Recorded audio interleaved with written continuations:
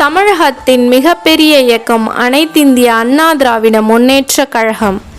புரட்சித் தலைவர் எம்ஜிஆர் அவர்கள், புரட்சித் தலைவி அம்மா அவர்கள் தமிழக மக்கள் மனதில் இன்றளவும் மாபெரும் தலைவராக நிலைத்து நிற்கிறார்கள். அவர்கள் இருவரும் இருந்தவரை கட்சி கட்டுப்பாடுடன் இருந்தது.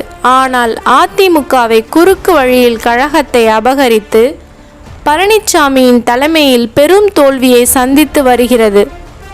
தன் விடாப்பிடியான சுயநலத்தால் இரட்டை இழையின் மாண்பை குறைத்து அனைத்திந்திய அண்ணா திராவிட முன்னேற்ற கழகத்தை அழிவின் விளிம்பில் நிறுத்தி வைத்துள்ளார் எடப்பாடி பழனிசாமி.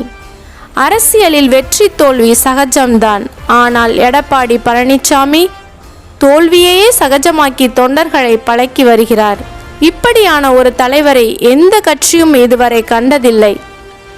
தமிழகத்தில் சட்டம் ஒழுங்கு மோசமாகவும் தமிழக மக்களின் மேல் அக்கறை இல்லாத திமுகவை எதிர்க்க துணிவில்லாத எடப்பாடி பழனிசாமி அரசியலில் இருக்கக்கூடிய தகுதியில்லாதவர் என்று தமிழக மக்களும் தொண்டர்களும் நினைக்க தொடங்கிவிட்டனர்.